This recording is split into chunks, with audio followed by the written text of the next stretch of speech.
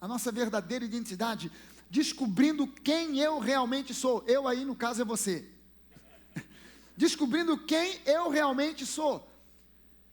Se há uma coisa que nós precisamos, que é fundamental, para que a nossa vida em Cristo seja uma vida de sucesso, é nós entendermos e descobrirmos quem nós somos em Cristo. Isso é um tema de tamanha importância, mas de tamanha importância, que eu fico abismado, queixo caído, quando eu percebo que isso não é ministrado e ensinado em praticamente lugar algum. Eu fico surpreso quando eu vejo isso. Em praticamente lugar nenhum, os pastores não ensinam, não falam, as pessoas, elas não entendem, não sabem quem elas são em Cristo, elas não conhecem a sua nova identidade. E o apóstolo Paulo, escrevendo aos Coríntios, em 2 Coríntios capítulo 5, versículo 17, ele diz: e assim, se alguém está em Cristo, se alguém está em Cristo, é uma nova criatura. E há uma possibilidade de você traduzir esse versículo dizendo: e assim, se alguém está em Cristo, é parte de uma nova criação. Isso é algo fantástico, fabuloso. Deus, Ele não deu um remendo no seu espírito quando você aceitou Jesus. Deus não fez uma reforma. Deus não pegou a estrutura antiga e apenas botou uma decoração nova. Deus destruiu a estrutura antiga e colocou algo absolutamente 0 quilômetro. Um espírito totalmente novo em você. Ele tirou a velha natureza, que era a natureza pecaminosa, e colocou em você a natureza do próprio Deus. Jesus disse: eu vim para que vocês tenham vida, e vida em abundância. E quando Jesus disse isso, para quem ouviu foi um choque, uma surpresa. Porque essa frase, misturando aqui o português com o grego, para não causar choque, seria assim: eu vim para que vocês tenham bios, e bios em abundância, porque bios é a palavra grega, que traduzida no português, significa vida, biologia, o estudo da vida. Mas Jesus não disse isso: eu vim para que vocês tenham bios e a tenham em abundância. Ele disse: eu vim para que vocês tenham zoe. Quando Jesus diz zoe, a palavra zoe significa a vida, a natureza do próprio Deus. Eu vim para que vocês tenham zoe e tenham zoe em abundância. E assim, se alguém está em Cristo, é uma nova criatura, as coisas antigas já passaram, eis que se fizeram novas. E eu gosto de uma outra versão que diz: eis que tudo se fez novo. E assim, se alguém está em Cristo, alguém, qualquer um, ele não especifica aqui um grupo, alguém, seja quem for, preto, branco, azul, verde, amarelo, alto, baixo, gordo, magro, não importa. Se alguém está em Cristo, é uma nova criatura. Não será uma nova criatura, já é uma nova criatura. Se você é uma nova criatura, e isso está em conexão direta com a questão do novo nascimento, porque Jesus, quando ele fala para Nicodemos sobre o relacionamento íntimo com Deus, ele diz: Nicodemos, importa nascer de novo. Nicodemos era um homem religioso, ele era um fariseu, ele conhecia a Bíblia, ou a porção da Bíblia que eles tinham naquela época, o Antigo Testamento, em especial os 5 primeiros livros, o Torá. Ele conhecia aquilo de frente para trás, de trás para frente. Ele era um homem que cumpria com as suas obrigações religiosas todos os santos dias. Todo dia ele cumpria com as suas obrigações religiosas e era um membro, inclusive, do Sinédrio. E Jesus diz para ele: Nicodemos, a religiosidade não resolve o problema, você precisa nascer de novo. E não é nascer do útero da sua mãe, voltar a regredir, para entrar de novo no útero da sua mãe, é nascer do Espírito. Se você não nascer da água do Espírito, você não consegue nem ver o reino, quanto mais entrar. Você precisa nascer de novo. Mas se você recebeu a Jesus, se você já tem a Jesus como seu Senhor e Salvador, você nasceu de novo, você é uma nova criatura. Você não será, depois de muita santificação, depois de muito aperfeiçoamento, depois de muito estudo bíblico, depois de muita maturidade na palavra e na igreja, aí quem sabe um dia, não, você já é uma nova criatura. No seu espírito você já nasceu de novo, amém? E você precisa conhecer essa nova identidade. Há pessoas gastando pilhas e pilhas e pilhas de dinheiro em consultórios de psiquiatras, de psicólogos, para tentar descobrir a sua identidade. Não, eu preciso fazer terapia para saber quem eu sou. Eu estou meio zureta, eu não sei mais quem eu sou direito, e eu preciso conhecer a minha identidade. E às vezes as pessoas passam 1, 2, 4, 5, 10, 15, 20 anos fazendo terapia. E no final desses 20 anos a gente pergunta, já se encontrou? ainda estou procurando. Então está bem escondido. Porque há 20 anos você procura e não conseguiu achar. Eu estava encontrando, outro dia eu estava assistindo uma reportagem na televisão, e a repórter que fez essa reportagem, ela disse o seguinte: olha, eu decidi ir à Índia para entender por que tantas pessoas vão à Índia para tentar descobrir a sua identidade espiritual. Por que as pessoas fazem uma peregrinação para a Índia, ficam lá às vezes meses, semanas, tentando buscar, e ela falou, então eu resolvi ir até lá para entender o porquê. Deve ter alguma coisa lá que eu não sei, que eu não conheço, que tem um mistério, eu quero conhecer, eu quero saber o que é. E ela foi lá, e gastou várias semanas na Índia. Quando ela voltou, ela disse, olha, eu fui e realmente voltei mais confusa do que quando eu fui. Eu nunca vi tantos deuses, tanta religião, tanta confusão, até o trânsito é confuso. Não tem mão, não tem contramão, é todo mundo um para lá, outro para cá. Não sei como é que não se matam uns aos outros naquele trânsito. E o trânsito é um espelho da situação espiritual, é uma confusão do tamanho de um bonde. Quem vai para lá pensando se encontrar, vai voltar mais confuso. Vai voltar agora, eu pensei que eu era um, agora eu estou achando que eu sou uns 20. Não estou entendendo mais nada. Mas você precisa entender que a sua real identidade, você só vai encontrar a sua real identidade em Cristo. Você pode dizer, não, mas eu não sou uma pessoa religiosa, eu não sou evangélico, eu não caso muito com essa história de Bíblia, mas eu preciso dizer para você que a verdade é que não há outro caminho para você conhecer a sua real identidade. O homem, o ser humano, só tem identidade equilibrada, sadia, em Cristo. Porque nós fomos criados à imagem e semelhança de Deus. Nós somos um espírito. O problema do ser humano é que ele desconhece isso.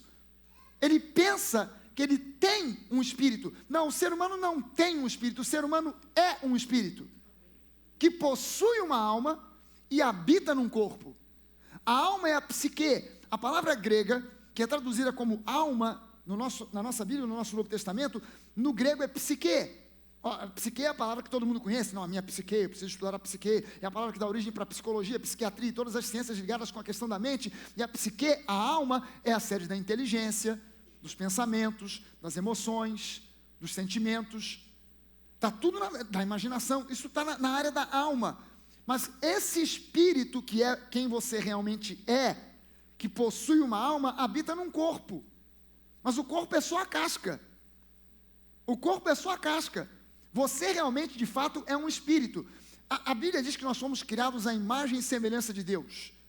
E aí Jesus, conversando com aquela mulher na beira do poço de Jacó, ele diz, Deus é espírito, e importa que os seus adoradores o adorem em espírito e em verdade. Ora, se Deus é espírito, nós somos criados à imagem e semelhança de Deus, nós somos necessariamente um espírito, que possui uma alma e habita num corpo. O problema é que o homem, quando pecou, lá no Jardim do Éden, Adão, houve uma separação. Até então, o homem era absolutamente consciente do seu espírito. Ele sabia que ele era um ser espiritual. A consciência do homem era uma consciência espiritual. Ele sabia que era um espírito. No momento em que ele pecou, a Bíblia diz que o homem perdeu a glória de Deus. E ele percebeu que estava nu. Ou seja, quando houve uma desconexão do homem com Deus, a primeira coisa que ele viu foi a carne. E ele ficou mais consciente agora do seu corpo físico do que do seu espírito. E no meio dessa história, quem se agigantou foi a alma. E aí o homem passou a viver por aquilo que ele vê, por aquilo que ele sente. Mas nós em Cristo Jesus, quando nascemos de novo, somos convocados pela Bíblia, não mais a viver por aquilo que a gente vê, ou por aquilo que a gente sente, que é alma, mas a viver pela fé, por aquilo que a gente crê. E a gente precisa voltar à palavra, para meditar na palavra e fazer um exercício, para que o nosso espírito cresça e nós retomemos a consciência espiritual. Retomemos uma consciência do espírito que nós somos.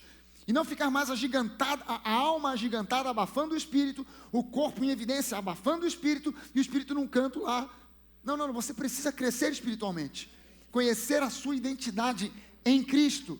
E a gente vai gastar algum tempo aqui, algumas semanas, falando sobre quem nós somos em Cristo, o que nós podemos em Cristo, o que nós possuímos em Cristo.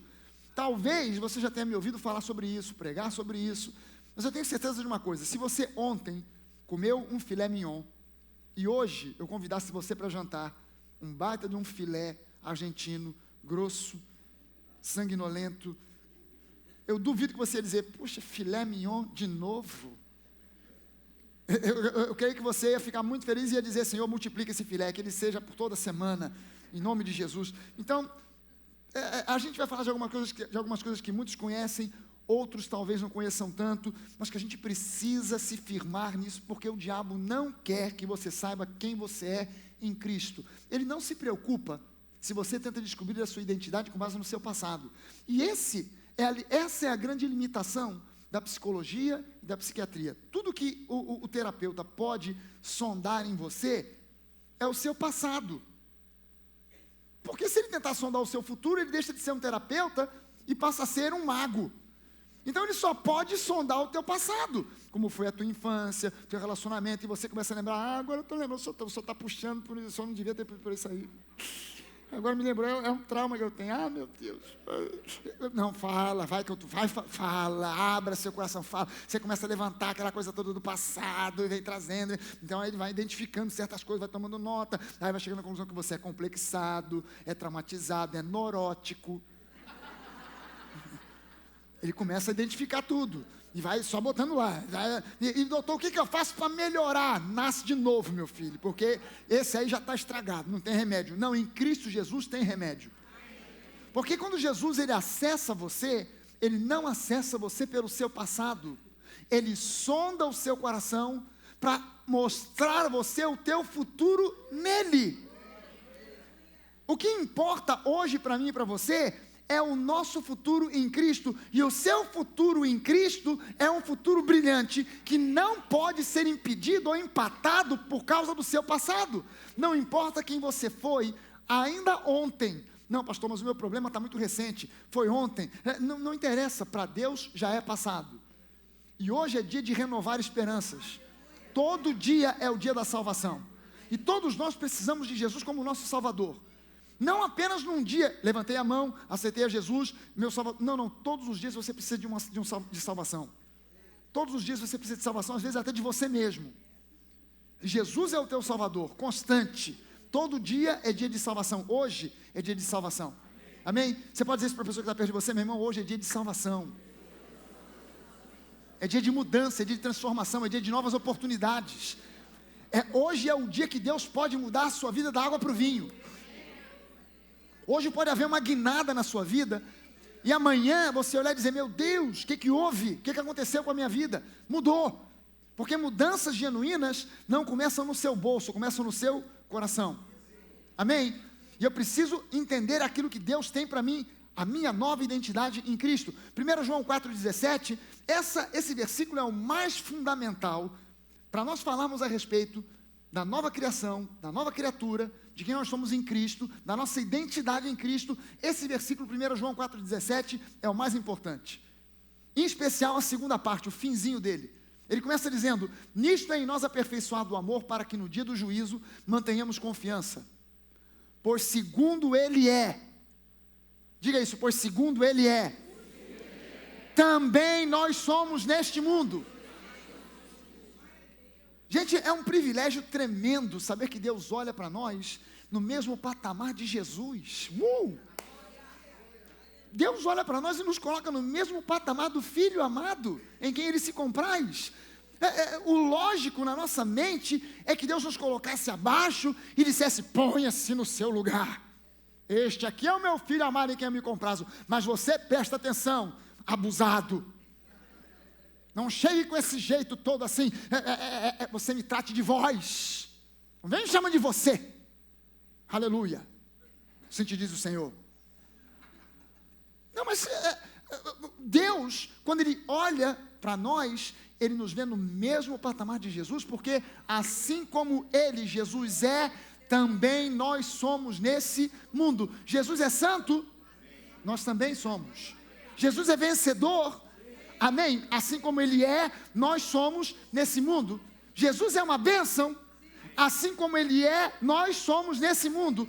Nós não seremos, nós já somos. não no porvir, mas nessa vida aqui, hoje e agora, nós já somos aquilo que Jesus é. Amém? Aleluia! Para andar na vida abundante que Jesus já conquistou para você, é preciso que você reconheça a sua real identidade. Não tem outro modo de você acessar a sua real identidade, se não for através da palavra. E em especial, o Novo Testamento. Nosso problema com isso é que a gente se converte, ninguém explica para nós que nós somos uma nova criatura. A gente aceitou Jesus, parabéns. Faz uma fila de gente, rapaz, você aceitou Jesus hoje, parabéns. Sim, mas quais são as implicações espirituais disso aí? Não interessa, você agora é membro da igreja, aleluia, fica aí. Não, existem certas implicações que a gente precisa conhecer. Há uma nova identidade, você nasceu de novo quando você recebeu a Jesus. Você se tornou uma nova criatura.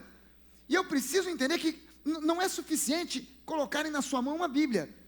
Essa Bíblia, quando ela é colocada na sua mão, sem que expliquem qualquer coisa para você, você começa a ler a Bíblia de forma empírica. E empiricamente, você pega a Bíblia e conclui.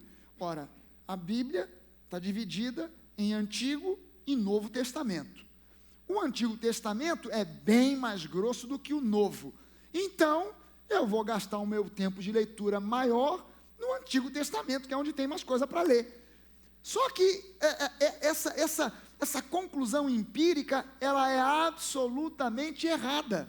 Porque você e eu somos gente da nova aliança. E nós precisamos gastar 80% do nosso tempo ou mais de leitura bíblica na nova aliança, que é o Novo Testamento. É no Novo Testamento que você vai entender quem você é em Cristo. No Antigo Testamento você vai conhecer quem é Davi, você vai conhecer quem é Moisés, você vai conhecer quem é Abraão, você vai conhecer quem é Esther, você vai conhecer quem é Débora, mas você não vai entender quem você é em Cristo.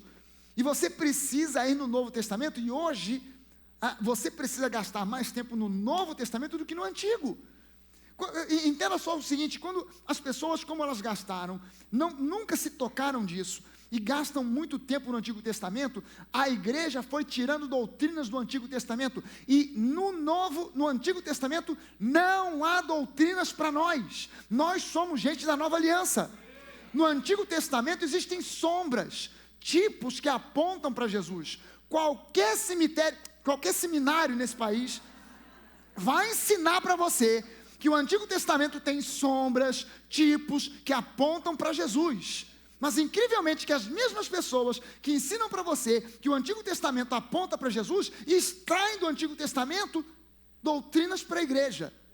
Mas a cruz de Cristo, ela funcionou como um filtro. E todas as doutrinas do Antigo Testamento tiveram que passar pelo filtro da cruz.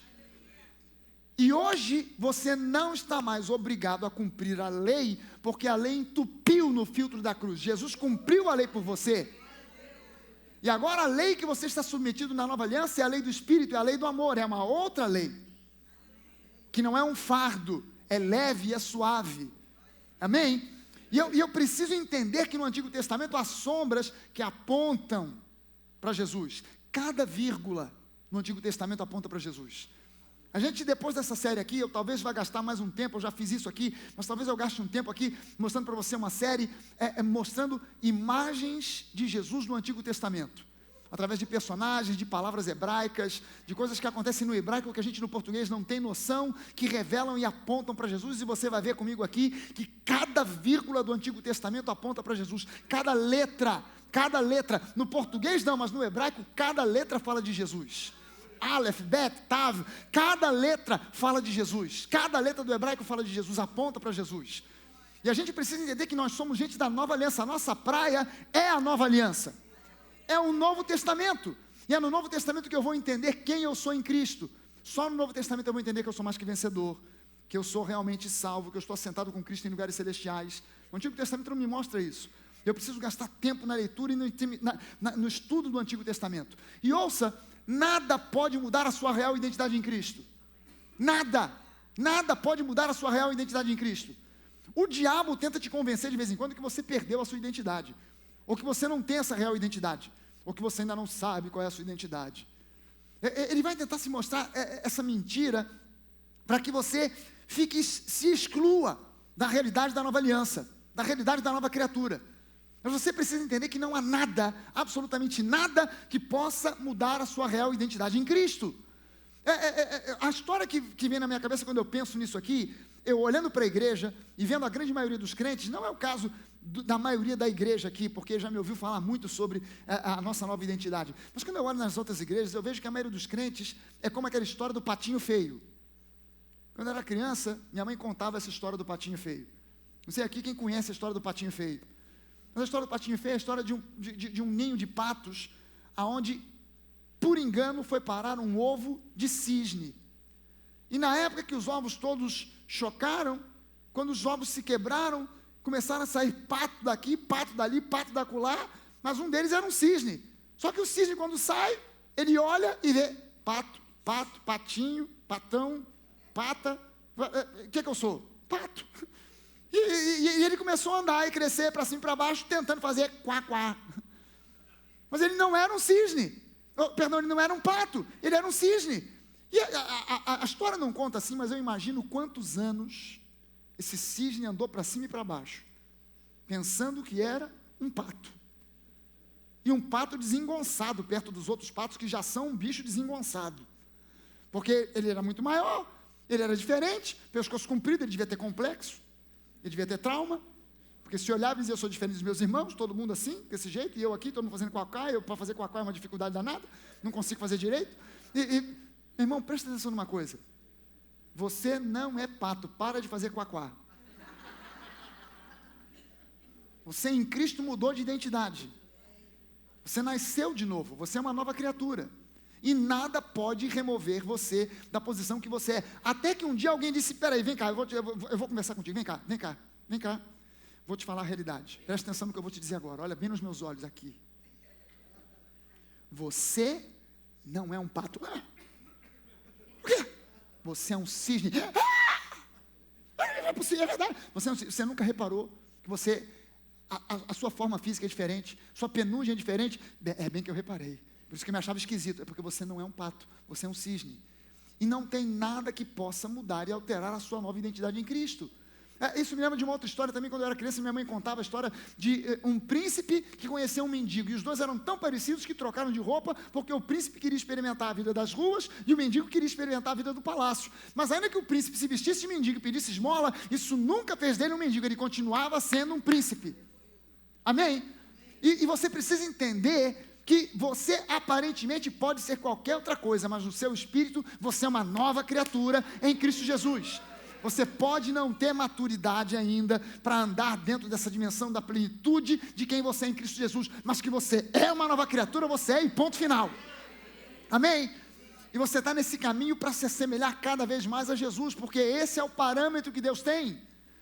Jesus não quer fazer de você um melhor cidadão, Jesus não quer fazer de você um melhor marido, uma melhor esposa, um melhor filho. Ele quer fazer de você alguém semelhante a Ele. Se você for semelhante a Ele, você será um melhor cidadão, melhor esposa, melhor marido, melhor filho, melhor pai, melhor tudo.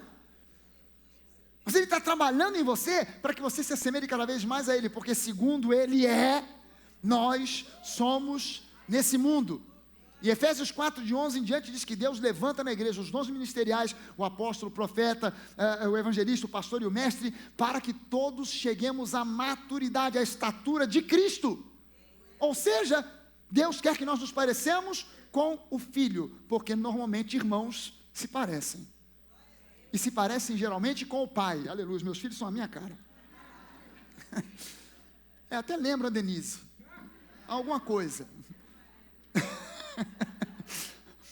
Deus é bom demais, e Ele deu para nós uma nova identidade, amém? A identidade em Cristo. Medite, estude, leia, sublinhe. Quando você ler o Novo Testamento e encontrar, em especial nas epístolas, expressões que dizem em Cristo, por Cristo, através de Cristo, nele, no amado, sublinhe, leia, releia, estude, medite, pense, copie, porque isso são frases, são versículos que mostram quem você é em Cristo.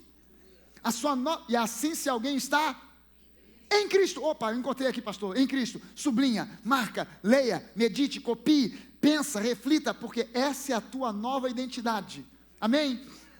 O diabo sempre vai acessar o seu passado para te trazer condenação. Jesus sempre acessará a tua nova identidade para mostrar o quão bom Ele é e o quanto Ele te ama. Amém? Em Cristo, algumas coisas que você é em Cristo, essa mensagem é só a introdução. Eu vou gastar uns dias aqui onde essa igreja vai pegar fogo. Porque você vai sair daqui, traz o diabo para mim que eu quero passar a faca nele agora para comer com batata. Aleluia. Entende o seguinte, em Cristo você é incondicionalmente, profundamente amado.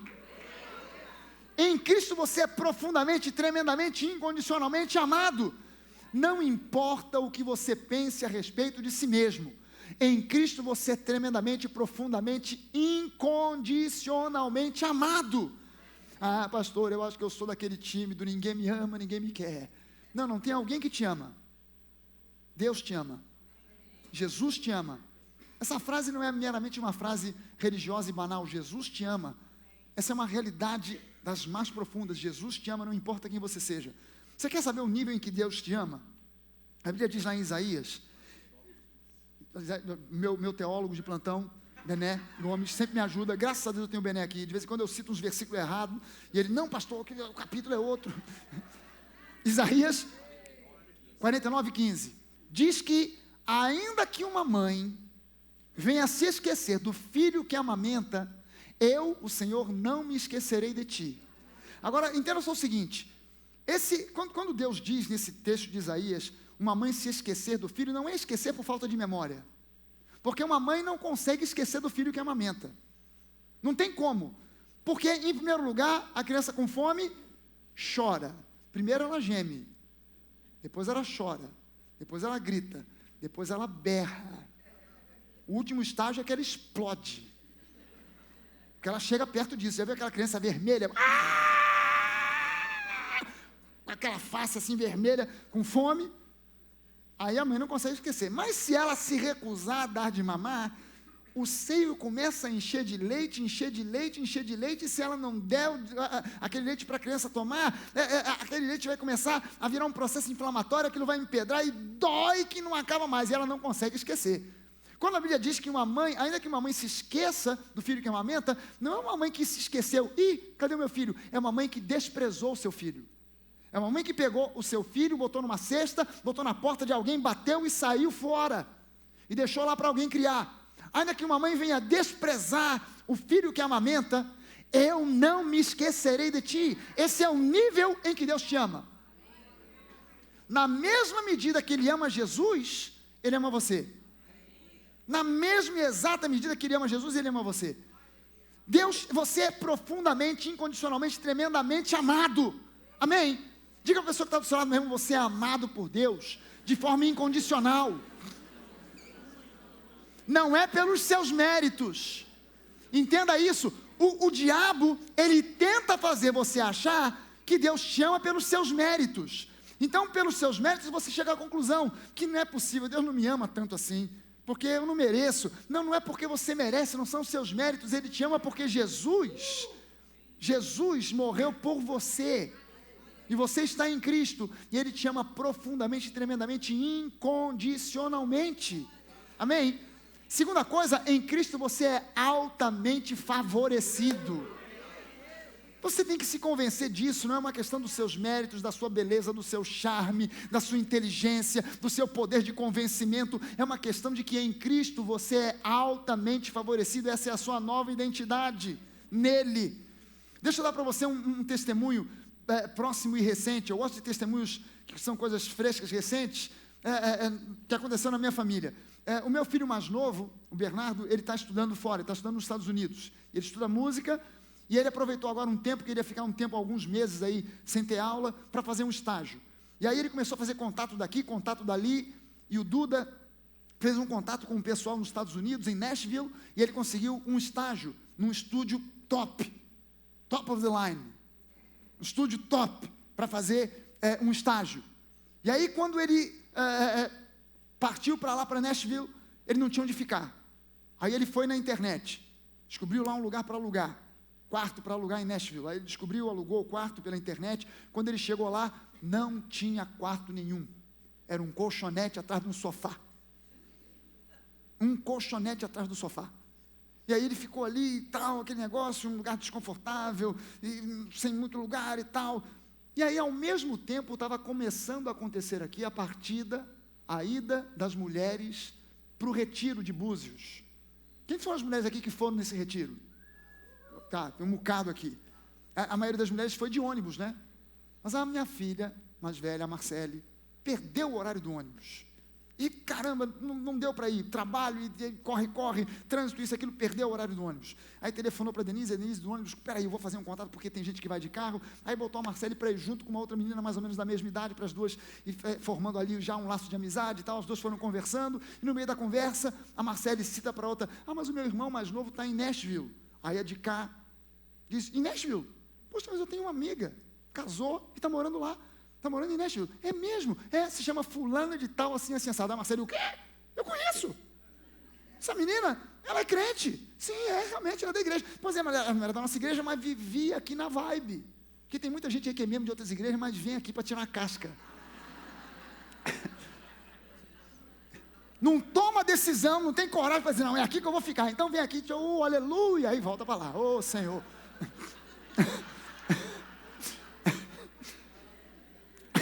Se é o seu caso, continue olhando para frente, dizendo glória a Deus, aleluia, sorrindo. Não olhe para o lado, não se entregue.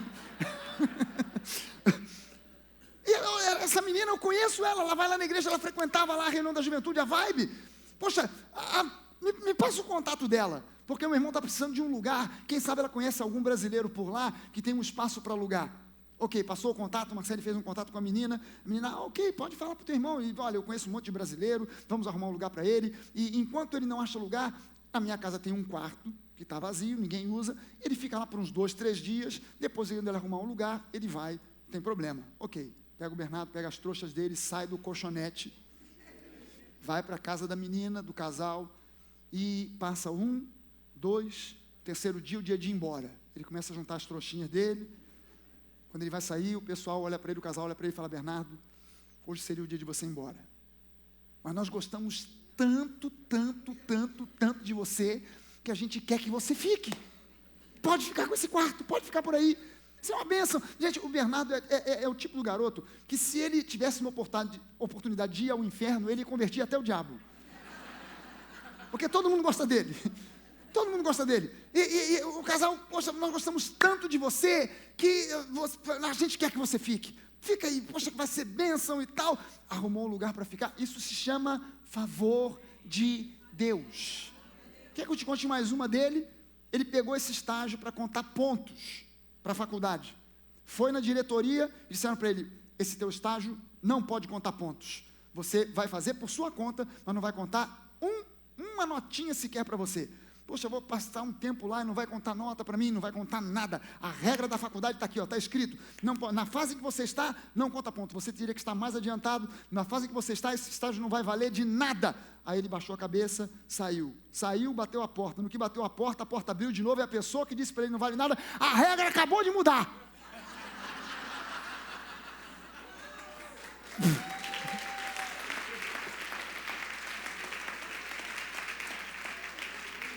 Em questão de segundos, a regra mudou. Não, eu fiquei impressionado aqui. Eu olhei o computador e a regra mudou. E agora conta ponto, seu estágio. Pode preencher a papelada. Isso se chama favor. Se você não entende bem o português, the favor of God. God's favor, hallelujah. Eu estou empolgado para falar inglês, porque ontem eu fiz um casamento em inglês. Os noivos, pessoal, o noivo era inglês, a noiva brasileira. E eu dei aquele welcome to all the people from UK. O pessoal, aleluia! Deus é bom demais e Ele é a seu favor. Só existe um detalhe que você precisa, é crer que como nova criatura, Deus te favorece. Você não é mais sujeito às possibilidades do mundo. Pode ser que sim, pode ser que não. Não, Deus é a seu favor. Aleluia, em Cristo Jesus, você é plenamente aceito. Entenda isso, em Cristo Jesus você é aceito, ainda que você não se aceite. Pastor, eu não me aceito, eu olho no espelho e o que eu vejo não me agrada. Eu sou muito gordo, eu sou muito magro, eu sou muito alto, eu sou muito baixo, eu sou muito feio, eu sou muito bonito, eu sou isso, eu sou aquilo, eu sou louro, queria ser moreno, eu sou moreno, queria ser louro, eu tenho cabelo liso, queria ter cabelo encaracolado, eu tenho cabelo encaracolado, queria ter cabelo liso. Ninguém se aceita. Mas acontece que em Cristo, você é plena, totalmente aceito. Ainda que você diga, pastor, mas eu reconheço, eu sou uma pessoa chata, eu sou duro de engolir, eu sou um xarope. Deus te aceita. Ele só não se conforma que você continue sendo do jeito que é. E Ele está trabalhando em você, não de forma agressiva, para quebrar você. Não, você vai ver o que eu faço contigo. Eu vou te partir ao meio, para que seja dobrada essa tua personalidade difícil, e você vai sofrer na minha mão. Não, amorosamente Ele está moldando o barro, para que você se torne um vaso de honra, um vaso maravilhoso de honra para Deus, porque Ele te aceita, Ele te ama incondicionalmente. Ele não olha para você e diz, olha, já deu o que tinha que dar, não aguento mais. Pedro chegou para Jesus para fazer uma pergunta, e às vezes as pessoas perguntavam coisas para Jesus, querendo uma resposta que era a resposta que eles queriam ouvir. E Pedro chega para Jesus, dizendo, Jesus, quantas vezes eu devo perdoar a quem me ofende? E ele mesmo dá a resposta, 7 vezes? Pensando que Jesus ia dizer, Pedro, como você amadureceu. 7 vezes é um bom número, 7 é um número bíblico, 7 na Bíblia tem 7 para tudo quanto é lado. Deus criou o mundo em 7 dias, e o 7 é o número da perfeição, e 7, que maravilha, realmente, porque, afinal de contas, perdoar a mesma pessoa 3 vezes, já estaria de bom tamanho. Mas você evoluiu, Pedro, você cresceu, e você está disposto a perdoar 7 vezes, entra no reino do teu Pai, porque você é um abençoado. Não, olha a resposta que Jesus dá para Pedro. Pedro, 7 vezes 70 por dia. Jesus estava tentando mostrar para Pedro o coração do Pai, porque o Pai não olha para você e diz, já deu, a minha tolerância foi no limite, chegou, acabei contigo. Não, Deus, as misericórdias de Deus se renovam a cada manhã, a cada manhã, a cada manhã. Deus nunca se cansa de você. Deus nunca se cansa de você. O pastor pode se cansar de você, seu vizinho pode se cansar de você. De vez em quando a gente diz, caramba, eu não aguento mais esse irmão, meu Deus do céu. Mas Deus nunca se cansa de você. Nunca, Ele te aceita plenamente e sempre. E em Cristo, você é plenamente, totalmente, completamente justificado. Levante uma das suas mãos e diga, isso é em Cristo. Eu fui feito justiça de Deus. Aleluia. Você e eu fomos justificados em Cristo. Ou seja, eu não tenho mais 1 centavo de dívida com o inferno. O preço foi pago por completo. E quando eu entro na presença do meu Pai, eu não entro pedindo licença, porque Ele é o meu Pai. Quando eu olho para Deus, eu não vejo simplesmente o Senhor dos Senhores, eu vejo o meu Pai. Eu não vejo simplesmente o Rei dos Reis, eu vejo o meu Pai em primeiro lugar. Na antiga aliança, as pessoas olhavam e viam o Senhor dos Senhores, o Rei dos Reis, o Deus Altíssimo, o Deus Santo, a quem eu não quero nem olhar por medo de morrer. Mas na nova aliança, eu entro e fico à vontade, porque Ele é o meu Pai. É assim que eu trato os meus filhos, quanto mais Deus tratará a nós. Meus filhos, 2 dos meus filhos já estão casados. Para surpresa minha, eles conseguem entrar na minha casa a hora que quer. Eu já perguntei, mas vem cá, eles casaram, Denise, você não pegou a chave? Não tem jeito não, eles arrumam a chave e eles entram. E às vezes quando eu chego em casa já estão lá na cozinha comendo, metendo a mão no meu refrigerante, no meu arroz, no meu feijão, no meu filé e até no meu dinheiro. Às vezes eu olho para dentro da carteira e falei, mas cadê aquela nota de 50 que estava aqui? Os meninos pegaram. Porque eles olham para mim, eles não veem o pastor Fragale, eles olham para mim e veem o Pai deles. E quando eu olho para Deus, eu sei que Ele é o Senhor dos Senhores, eu sei que Ele é o Rei dos Reis, eu sei que Ele é o Deus Altíssimo, mas eu vejo o meu Pai. É o meu Pai, é o meu paizinho, Daddy. É aquele em quem eu posso me aproximar sem nenhum medo de ser rejeitado, porque Ele nunca, jamais vai te rejeitar. Ainda que você diga, pastor, mas eu fui rejeitado pela minha mãe, pelo meu pai, eu fui filho adotado, e eu tenho esse trauma. Deixa Deus trabalhar no seu espírito, deixa Deus trabalhar na tua alma, porque você hoje em Cristo é aceito e plenamente aceito. Amém? Aleluia. Coloca a sua mão sobre o seu coração, curva a sua cabeça, vamos orar. Eu quero orar por 2 grupos de pessoas nessa noite. Em primeiro lugar, eu quero orar por alguém que talvez nessa noite aqui ainda não tenha essa nova identidade em Cristo, porque ainda não entendeu a Jesus como seu Senhor e Salvador, ainda não recebeu a Jesus como seu Senhor e Salvador, ainda não tomou essa decisão consciente, pessoal, de tê-lo como Senhor e Salvador. E eu quero abrir essa oportunidade aqui. Se você hoje quer receber essa nova identidade em Cristo, quer ter a Ele como teu Pai, não como o Deus do universo, não como o Senhor Altíssimo, mas em primeiro lugar, antes de mais nada, como teu Pai. Se você quer a vida eterna em Cristo Jesus, e você tem a consciência plena de que você nunca tomou essa decisão pessoal, você tem seguido caminhos que a sua família escolheu, ou que a vida foi levando, porque a sua família frequentar essa ou aquela igreja, mas você hoje está entendendo que você precisa de tomar uma decisão pessoal, sua com Jesus, e você quer receber a Jesus como seu Senhor e Salvador, levante uma das suas mãos. Eu vou entender que com isso você está dando um sinal de que você o recebe, e a gente vai orar por você em nome de Jesus. Se há alguém aqui que quer receber a Jesus como seu Senhor nessa noite, levante uma das suas mãos, não se sinta constrangido. Se você quer Jesus, levante uma das suas mãos que a gente vai orar por você, em nome de Jesus. Amém, amém. Onde quer que você esteja, se você precisa de ter um relacionamento íntimo, genuíno, real com Deus, não na religiosidade, mas um relacionamento pessoal, de pai e filho, levante uma das suas mãos onde você estiver. Eu quero orar por você em nome de Jesus. Amém. Deus abençoe. Deus abençoe. Aleluia. Amém. Aleluia. Deus abençoe. Vamos todos nós aqui. Amém. Deus abençoe. Você que levantou a sua mão, coloque a sua mão sobre o seu coração.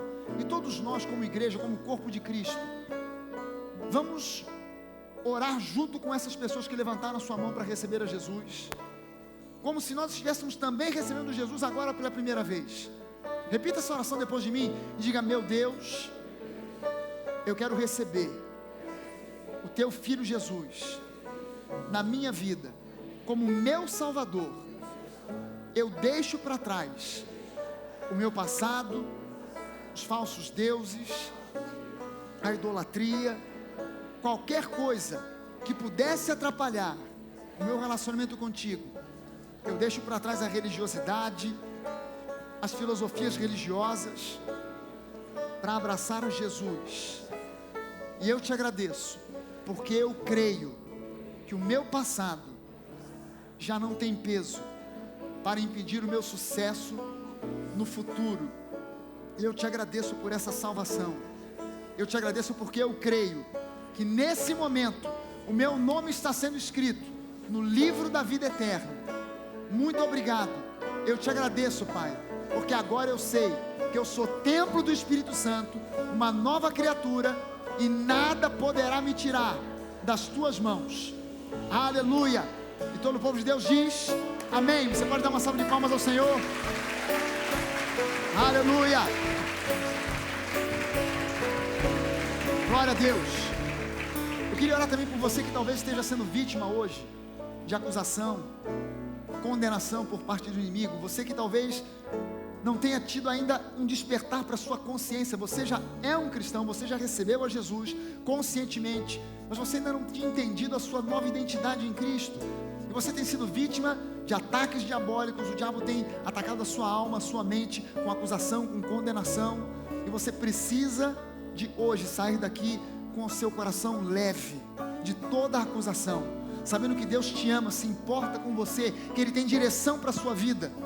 Talvez você tenha uma decisão importante para tomar para essa semana, e você precisa de ter o teu espírito limpo de toda acusação do inferno, para que você ouça a voz de Deus, para que você ouça a direção do Espírito Santo te mostrando o que fazer, como fazer, quando fazer. Deus pode fazer isso? Pode. Os verdadeiros filhos de Deus são guiados pelo Espírito Santo de Deus. Ele tem prazer em te dirigir, em te mostrar o que fazer e o que não fazer. Você saber que o Espírito Santo, ele se importa tanto com coisas simples, que até mesmo diante de um prato de comida, o Espírito Santo pode te dizer: olha, não come essa comida não, que vai te dar uma dor de barriga danada. Esse peixe aí não está bom, essa galinha não está legal, esse bife aí não está bom. Ele pode fazer isso, pastor? Pode, e muito mais. Ele pode te mostrar o caminho para que você seja bem sucedido em todas as coisas. Com quem casar ou não casar, comprar ou não comprar, entrar ou não entrar num negócio, numa sociedade, assinar ou não um documento, o Espírito Santo pode te mostrar tudo isso. Pastor, mas eu já casei, não tenho mais que escolher, o problema é que meu casamento está arruinado. O Espírito Santo pode te mostrar como fazer para consertar esse casamento. Se todo casal crente se permitisse ser dirigido pelo Espírito Santo, o índice de divórcio nas igrejas cairia assustadoramente. Por que existe muito divórcio dentro das igrejas? Porque as pessoas acabam sendo dirigidas pela carne e não pelo Espírito Santo.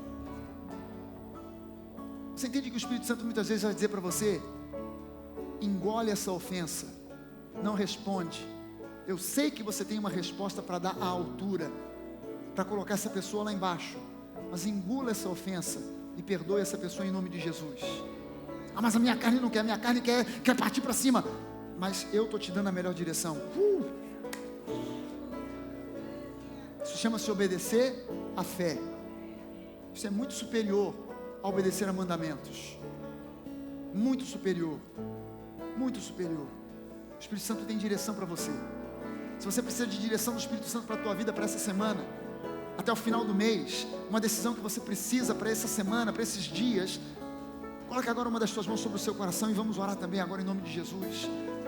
Pai, aqui está o teu povo, Senhor. Aqui está o teu povo, Senhor, que precisa de direção. Nós não estamos aqui vivenciando uma religiosidade. Nós não estamos aqui na banalidade de uma mera religião. Não, nós estamos aqui buscando a tua face, buscando intimidade contigo, te conhecer mais e mais. Não estamos aqui numa brincadeira de religião. Nós estamos aqui buscando a face do Deus vivo.